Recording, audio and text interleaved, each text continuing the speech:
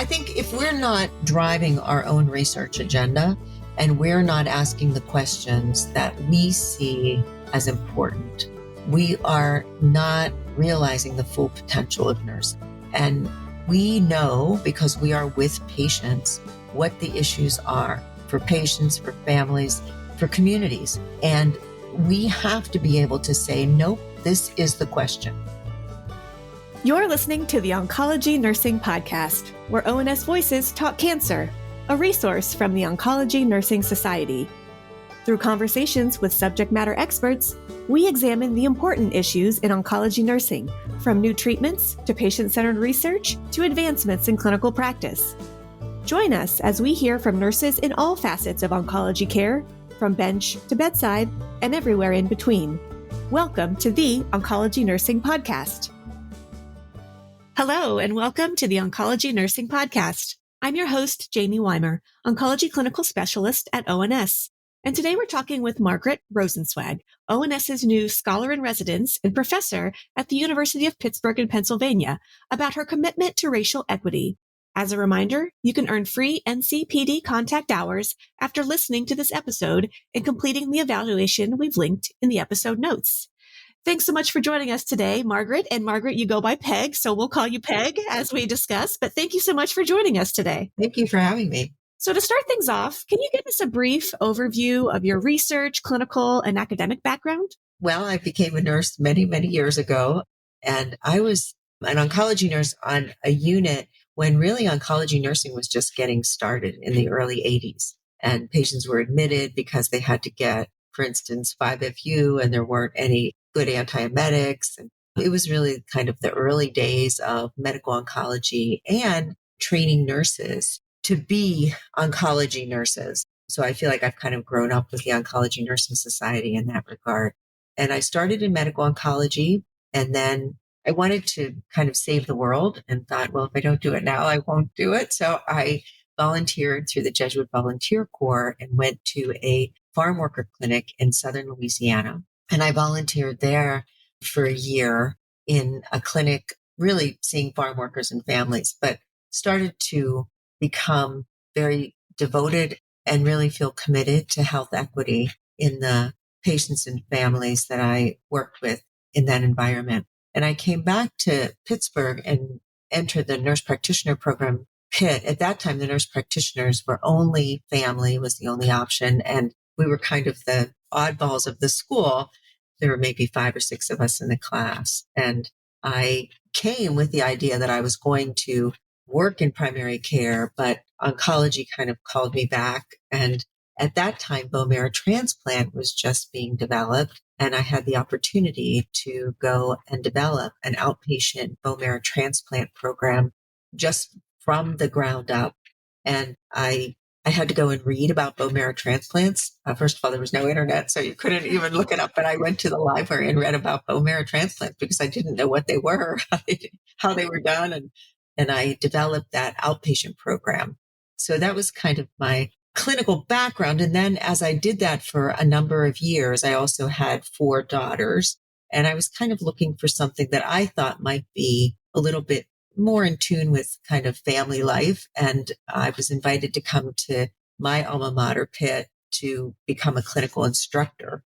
When I did that, I was offered the opportunity to develop an oncology nurse practitioner program. So sort of the program that I wish I would have had, I was offered the opportunity to develop that. And I took that and came into academia.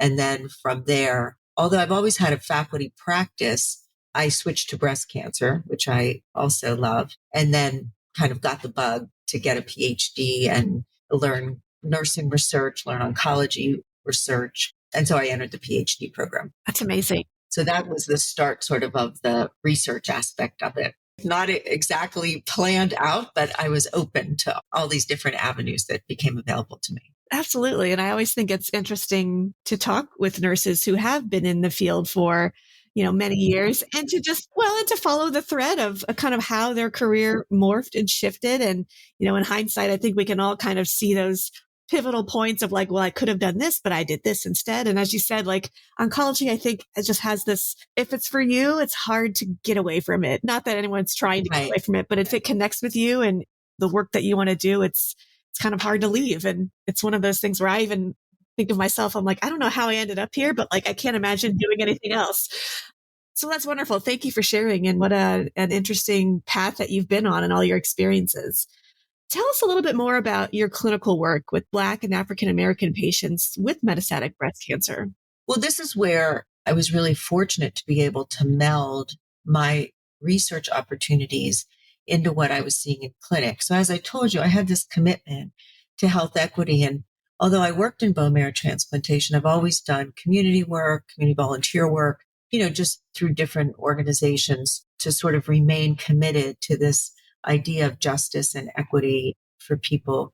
And then in my work in breast cancer, I work with a physician who's very focused on metastatic breast cancer. And we started to really pay attention to the Black patients, to the patients that were just not doing well with some of the symptom management and kind of coming into real distress when I felt like, boy, this could have been so much better managed on a more proactive level. And so when I had an opportunity after I finished my PhD to do a K award and to really pursue kind of symptom science, I decided to focus on what's the difference in the lived experience of metastatic breast cancer for symptom management for Black women as opposed to white women. And I was fortunate to get the K award. And from there, I've been able to follow a path of the experience of breast cancer for Black women as compared to white women. And then that has led me into this idea of dose intensity and how symptoms influence the ability to receive equitable dosing. And so that's kind of opened up the research trajectory for me. But the clinical work did inform the research questions. And I feel like all previous work kind of helped me to develop that line of inquiry for research. So that's what I was seeing clinically that I still see. I still work clinically as a nurse practitioner in the breast program and unfortunately still see these disparities. It's very interesting. Can you describe your role at the University of Pittsburgh's Nursing Diversity Outreach Program? Oh, well, that came because we also see that most of the clinicians are white, and we see this not full satisfaction with communication among Black patients when in our research and kind of anecdotally in the clinic. I think the answer to that and a commitment that we all have to have is towards more diversity in oncology nursing and in oncology research. So in thinking about what can I do about that in my world, the influence that I have, I started to work with big brothers, big sisters, and became a mentor, and then offered to do some programming around be a nurse, think about nursing, think about healthcare in the Pittsburgh Public Schools, which is a little bit difficult to access Pittsburgh Public Schools. And so through Big Brothers, Big Sisters, I was able to do that. And then they started to ask me to come and do these presentations, and we had a lot of interest in it.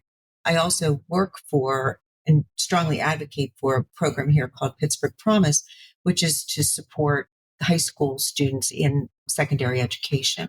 And it's considered to be that education is not only life-changing for the individual, but it is for the community as well. And through Pittsburgh Promise and through the Black Student Nurses Association here in the School of Nursing, we've developed this program that honestly the students develop. I feel like a mom. I just kind of buy the stuff and drive them to the different high schools and they run this program. I mean, they dress in their pit gear and they go. And last time we went right before the end of school, I think they talked to 400 or 500 kids in a high school. And, they're just cute as buttons. They talk about nursing and we bring some nursing stuff and show them, reflex hammers and how to give an injection.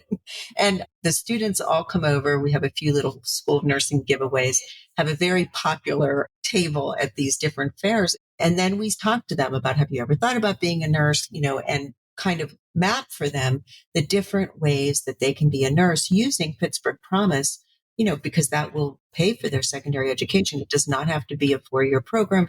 Of course, we want nurses to have bachelor's degrees, but community college is a very viable option for many of these students. And this has just grown organically. So we're going to already have plans for next year. The students have plans for next year. And it's just been a real joy. That just sounds so amazing. And, I think as nurses, when we consider the broad topic of racial equity, what we're talking about today, I think as nurses, because we are always patient focused and thinking of the impact of patients, for me, I will say that's sort of where my lens always goes, is how can we ensure equity for our patients?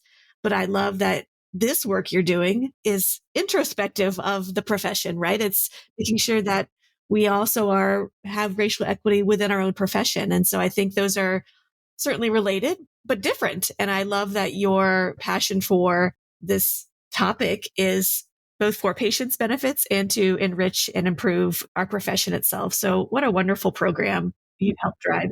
Oftentimes, a lot of the young people that we talk to, we say, have you considered nursing? And they'll say, I'm in a nursing program, but they're not in a nursing program. They're in a medical assistance program because that's where they've been put, because they've said, oh, I have an interest in medical. And let's consider some possibilities for you, Absolutely.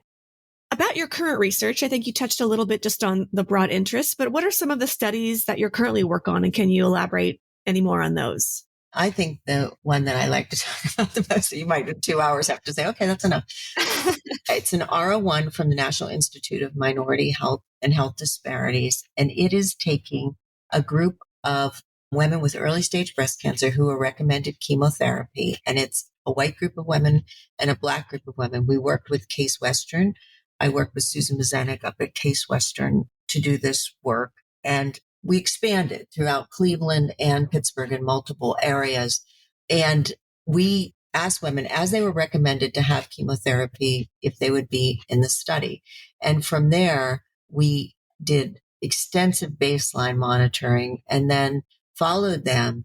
Depending on their chemotherapy schedule, we could get up to 19 assessments of their symptoms. And then every time they came in, we would look to see what was the dose of chemotherapy that was given to them. And if that dose was modified, why? So you can imagine it was a bit of a labor intensive. Oh my, yes. Well, what happens is in large data sets like SEER, because first of all, it's based on Medicare. So it doesn't capture, a lot of times it's based on Medicare, and it doesn't capture a lot of Black women earlier age at diagnosis.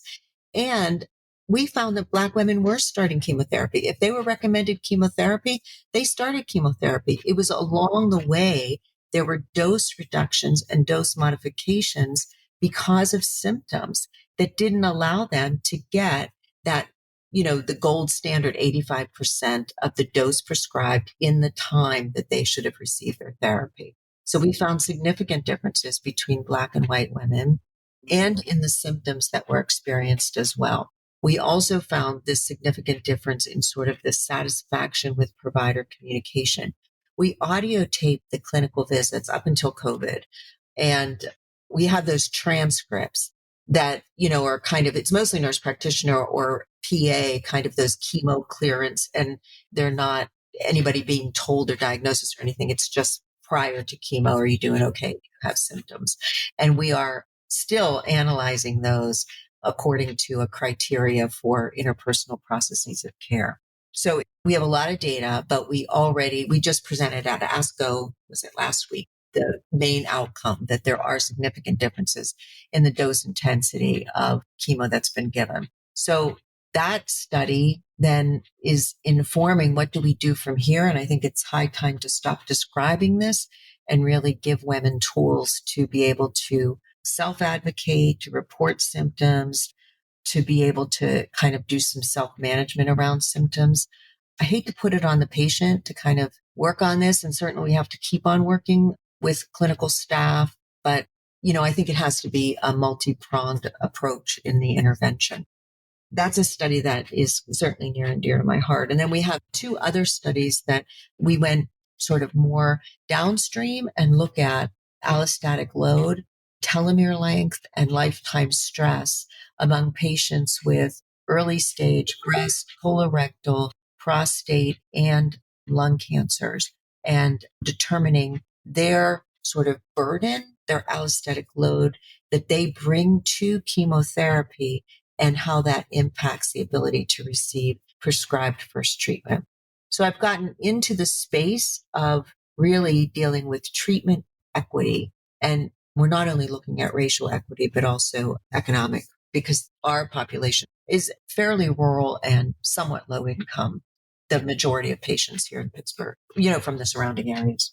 Just all sounds fascinating. Just like you had mentioned with the first study, just the labor that's required not only to collect all of that rich data, not just the quantitative numbers and things, but actually listening into those conversations, hearing what is said, like so much work, but so important. I'm glad you can appreciate it. That is a lot. But how else do we get that? I mean, some of that information, that is the only way, is just being able to listen to those transcripts, being able to pull out consistent or repeated patterns. It's just so much work and effort, but it gives you a type of richness in the data that you wouldn't maybe get otherwise. As you said, some of these other databases that we go to for some of that data, it's helpful as a start, but it doesn't necessarily get as granular as what we really need to find out to make impactful change. So fascinating. Can't wait to hear more. Yeah, so we're working on the symptom trajectories now. So what symptoms were really the drivers? And I think we can suspect that it's neuropathy, were the drivers of the dose reductions and early cessations. So that also gives us an interventional target. Amazing. Well, not to get philosophical, but let's take a few steps back. Why do you think research is imperative to the nursing profession as a whole? I think if we're not driving our own research agenda and we're not asking the questions that we see as important, we are not realizing the full potential of nursing. And we know, because we are with patients, what the issues are for patients, for families, for communities. And we have to be able to say, nope, this is the question. No, it is not. Patients are experiencing symptoms and this is driving reductions. This is driving dose reductions. I've noticed this in clinic and I think this is worth studying. And unless we listen to and really fully honor what the nurse can ask about their experience with patients, we're missing so much in the way that we can help patients, families, and communities. I just feel that passionately. And, I really want to encourage everyone to ask the questions and work with some research endeavor to be able to say, I'm noticing this and we really should be looking at this in more detail. I love that. And I think it only grows to solidify our place where we are as a profession, creating and growing our own body of knowledge. And I think you've said it perfectly. Absolutely. So let's talk about some of the gaps that you see in oncology nursing research. What gaps do you see and how do you think nurse scientists can help address them? I think we haven't thought fully enough about the patient in the context of their life. I think we've thought about symptoms, but we have to think about the patient bearing those symptoms, where they've come from, what they've experienced. So I think incorporating the social determinants of health is very important. Not everybody wants to do that or has that interest, but team science can help to kind of broaden the approach that we have with patients. I think a gap is that we are not implementing the biologic markers as much as we can. I think that that's very important. It helps us to also get a very holistic view of the patient and be able to have interventional targets. Working in the community seems daunting, particularly to people who are very clinically kind of cancer center based.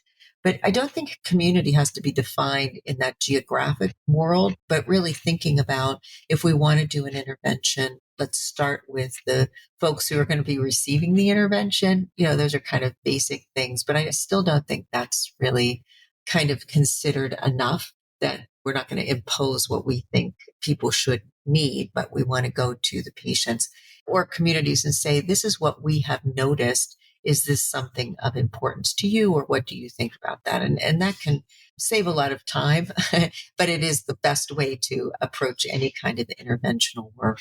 I think the personalization of treatment in oncology drives our need to personalize the symptom science, and incorporating the broad social determinants of health as well as the sort of biologic markers helps us to really personalize then the interventions that are going to allow full equity in treatment.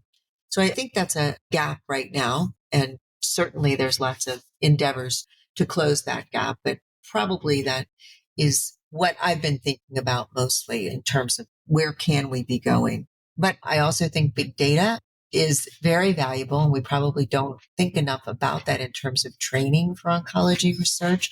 And that's another area where we could really be productive and make a lot of contributions to work that's ongoing. Definitely. I think I love how you stated that, and thinking about whether it's an intervention that we identify or something that we think can help isn't feasible if it's not actually going to be possible based on a patient's unique situations, whether it's, like you said, the social determinants of health. If they've got restrictions, maybe we find something that could work in a lab in a perfect setting. But if the reality is that that's not how this patient lives or the community that they're in or the access that they have, then it's all for naught. So I love how you're saying, go to the source first, understand what their needs are, what's valuable to them, what interesting things are they concerned with, and then pulling back research from that to say, okay, what can we do to fix these problems for them? Because that's what matters.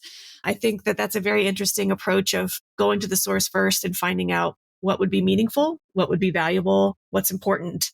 I think that creates a really sort of human connection to the research that we can do. And I don't think there's anything wrong with also saying, what do you think about this? For instance, you want to use, a local psychologist, or you would want to use a local gym or something for an intervention.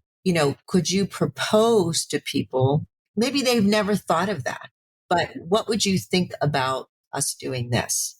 The other research study that we're kind of just piloting, but I'm so happy with, is we started to do, because I noticed this real distress in women with metastatic breast cancer, Black women with metastatic breast cancer in our community, that we train community health worker to be a doula for advanced breast cancer and end of life. So we just did a pilot of 10 patients, but that's not something that if I went to the community and said, where do you rank this? I don't think people would have said this is something that we need, because they didn't know about this until they would be experiencing. They didn't know it was an option, right? Yeah. But if I said, well, what about if we combine this role of a doula with that's sort of helping you transition from one health condition to another? What about applying that, with serious illness and the challenges of serious illness at end of life? So it has been very successful and very well received, but I'm not sure if you went to the community, they would have known about that. So I think also proposing ideas and kind of working within the realm of possibilities is also very fair game and good practice. You're absolutely right. That's a great perspective to consider as well. So, I think it's common for when just the general topic of research comes up. I think some nurses might feel very removed from research and not consider or understand how that connects to the work that they're doing at the point of care with patients in chairs or in beds in front of them. But we know that research can have a direct effect on clinical practice. So as somebody who has been involved on both sides of that, can you tell us more about how research and clinical practice intersect? Yes. So a great example we have is we wanted to kind of do a better job with our patients with metastatic breast cancer. We felt like, and this was the nurses, not really physician driven, it was really pretty much social work and nurse driven, that there were all these little programs out there. You could get money if you were in a clinical trial, you could get money for gas.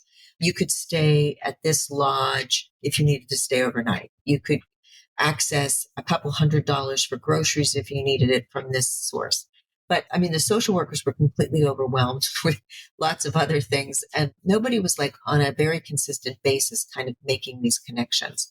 So I was funded with local Komen for this program that has developed kind of organically with the nurses, that we review all of the patients with metastatic breast cancer. And we did this as kind of an implementation study, because we didn't have to test whether connecting people to resources is a good idea, but we did it in terms of how can we make this happen on a consistent basis. So we picked a time that worked for everybody, sit down, go over. We have between 40 and 60 patients with metastatic breast cancer that come through the clinic where I work on a weekly basis. We run the list of patients that are coming in according to doctor. And then the nurses that work with those doctors either report or come to the meeting. And they only have to come for the time that we're talking about their patients. And we'll say, for instance, Susan Jones, and they'll say, doing okay, getting scans this week. She's good. She's already connected to social work. So it's not a lot of time with each patient, but we can also say, oh, she missed her last appointment. I think she's having some trouble with X. And social service will say, oh, we'll give her a call today, or dietary will see them, or they may be eligible for a behavioral research study. And so some of those coordinators attend the meeting. And we've managed to connect patients to resources that were already present. And then one of the students who was doing a DNP did a project pre and post analysis of this. And we improved referrals significantly. And then we looked at patient outcomes, and patient reported outcomes improved, as well as fewer calls to the clinic and fewer ER visits. So I don't know if the nurses would call this research. It was an idea that they have. We systematically implemented it. We systematically evaluated it and published it. And it has remained to this day, which is wonderful. And the nurses use it now because it's no longer funded externally as their clinical ladder projects. And so they kind of take turns doing that and get that the manager allows that to be their clinical ladder projects, which will get them an increase in pay. That's amazing. I love everything about that. Well, yeah, we're just very proud of it. All of us are very proud of our meeting because it is very efficient, and the nurses do contribute to it. Because when the external funding went away, I kind of said to them, what do you think we should do? And the nurses said, honestly, those names in front of me really helps me think about just, oh, I haven't thought about that patient in a week. What's going on with her? It really jogs my memory to think about each patient and what they might need. Well, and I think, as you said, like at the time it was going on, did every nurse identify of like, I'm participating in research? Maybe not. That also highlights the importance of, I don't think the expectation is for every nurse to be a nurse scientist. But if you have partnerships with schools of nursing, or you have people on your staff who are going through DNP programs or PhD programs, and like lean on those people who are more comfortable in that space to understand if there's already work you're doing that would translate to something that could be analyzed and then reported and published. Again, that's just sharing and improving the amount of information and knowledge we have to improve our practice. So I think that's an important lesson to take back, is that it doesn't always have to be formal at the beginning. Sometimes it's informal, but is there a way that that can then be translated to something that gets, widely dispersed and distributed so everyone can learn? I was very worried about whether or not the nurses would participate in this, but it was truly, a joy to see that they saw that their patients were benefiting from it. And so they took the couple minutes even to review the patients and contribute to the meeting. Absolutely. So I think another concept that we are certainly more aware of, and I think we are trying at ONS to be more mindful of, is continuing to raise the question of implicit bias. And we know, I think in all facets of care, we as oncology nurses with direct practice, I think it's important for everyone to always take that pause and to evaluate, what are my individual implicit biases that I carry, that I need to evaluate and mitigate before I engage in patient care. So how does this concept relate to racial diversity and equity in research? It's interesting because this is where a community advisory board and going to individuals who've experienced the illness, experienced clinical care, can really be helpful. So when I was setting up one of my first studies, I think the K Award, I said to the community advisory board, how important is it that the people who work on the research are Black? And they said, absolutely important. You must hire Black research assistants. So I did. And we developed kind of a training program because truthfully, the IRB modules and just kind of the environment was sometimes very intimidating to people. And, the School of Nursing and kind of this academic environment.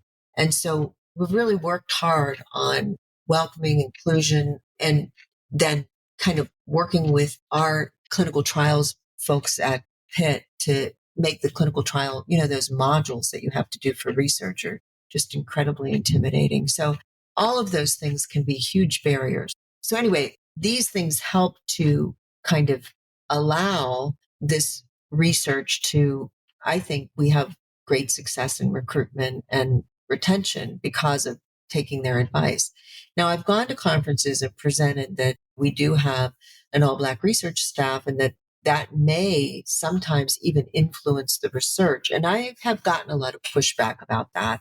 And people, white researchers will say, it doesn't matter. Like, you can hire white recruiters, and as long as people are properly trained, that should not matter. I feel like that is a bit of implicit bias that we as white researchers just don't recognize. We think it doesn't matter because it doesn't matter to us, but it does matter to Black women. Who's the person who's recruiting them? And I think it speaks to, did the researcher care enough, or not care, I don't want to say care, think about this enough, understand me enough to know it would be really important for me to have a Black recruiter. The other way I think that we, in implicit bias in research, is we kind of think of these interventions that might be helpful, but we're thinking of it through the life that we've led. And that might not be, again, the intervention that's really going to matter to people who are very different, have had a different upbringing than we have had, just in terms of a life experience. And I also think, the way we can combat, I do this ethics lecture and was telling the students that the best way to have empathic communication is to try to really walk in someone's shoes and think about, what would this experience not be like for me, but what would it be like for this person with the life that they have lived from what you know about that person. So a student came up to me afterwards, as students will, and said, I don't really think you were correct about that.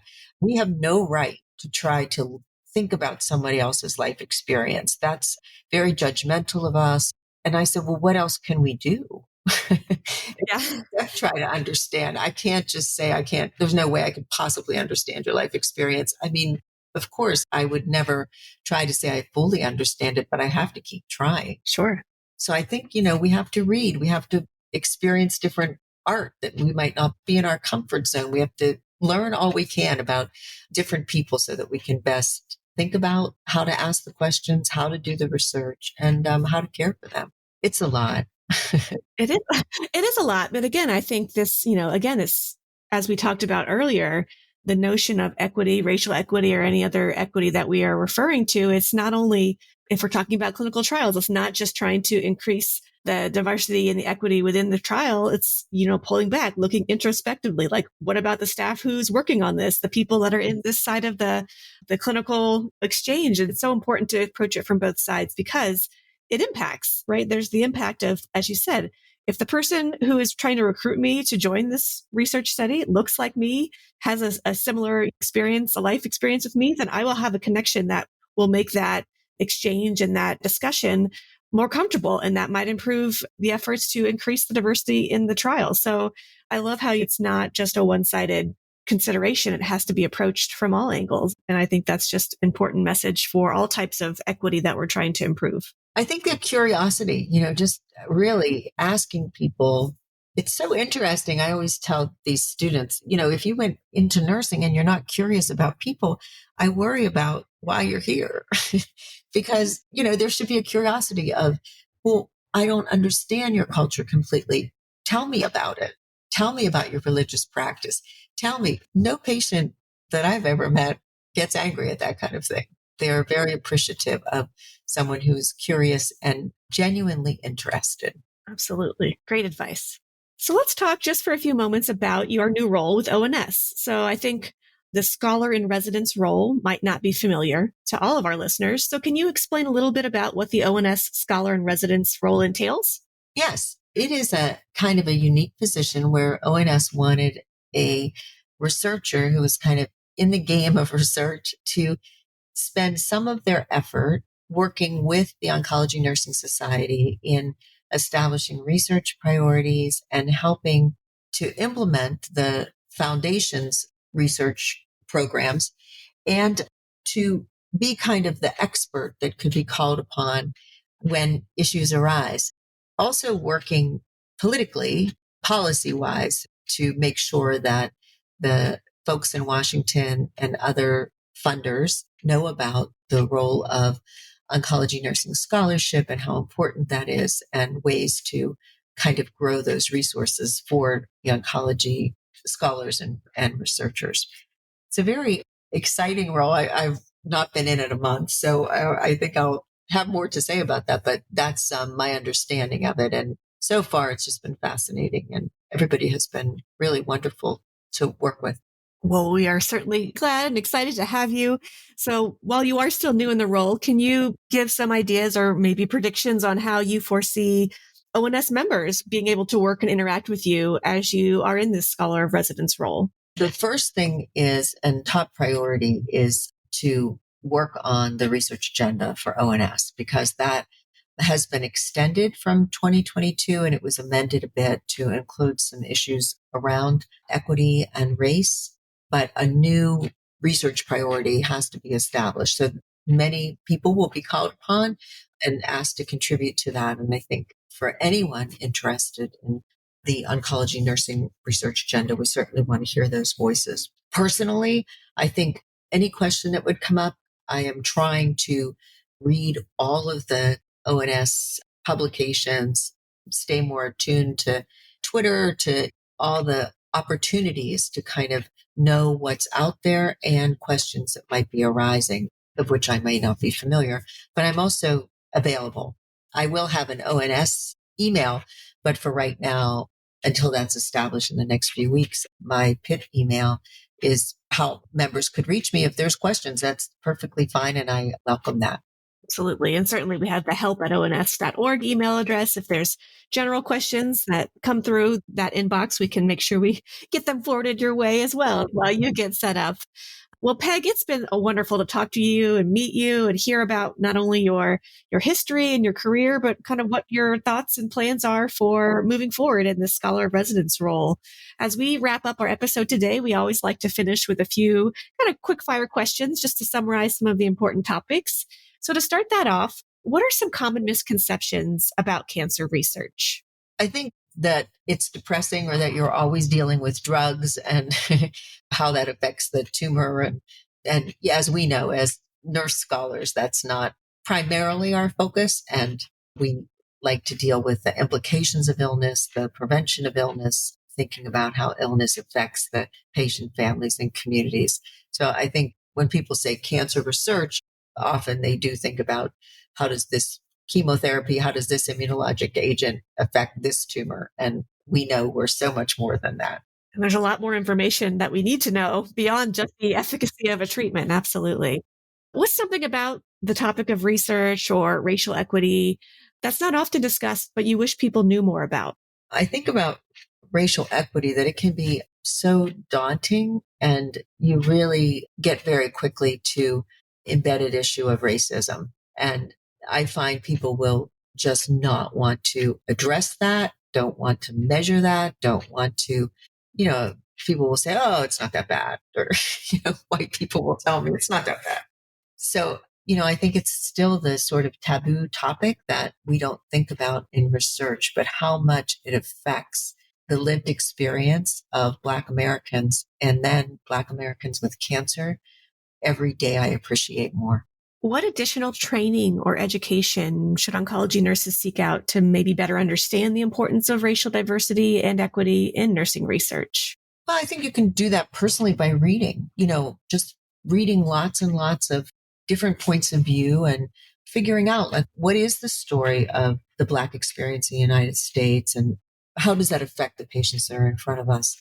I also think that you could do some individual soul searching, and hopefully there will be courses that help researchers really give the steps to say, I have to involve a community. How would I ever do that? Or I have to go to a community of interest. I don't know how to do that. And in a non-university setting where there isn't a clinical trial apparatus to help you sort of access community, that may be incredibly daunting. And I think training around that needs to be developed, and if available, could be accessed, because, we could think about community in many different ways. And I think that kind of training to help everybody think more broadly about the patients that are in their research studies would be welcome.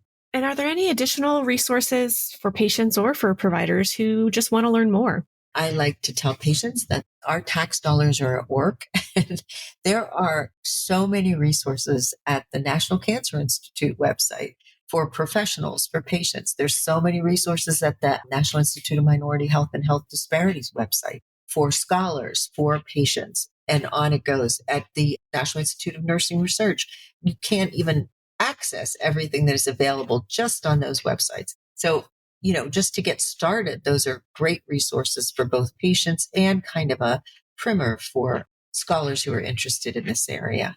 Wonderful. And we'll be sure to capture some of the links to those sites that you mentioned in our episode notes for today. Well, Peg, thank you again for your time and spending this time with us to share your expertise and all the information that you have. And we look forward to hearing more from you and working alongside you at ONS. Do you have any final comments to share with our listeners today? No, thank you so much. This has just been wonderful. I hope to meet you in person. Wonderful. Thank you. Take care. Thank you for listening to the Oncology Nursing Podcast. Tell us about your favorite part in this episode by leaving a review wherever you download your podcast. For more resources and information about oncology nursing, visit us at ons.org or voice.ons.org. The ideas and opinions shared in this episode represent those of the guest and not necessarily ONS.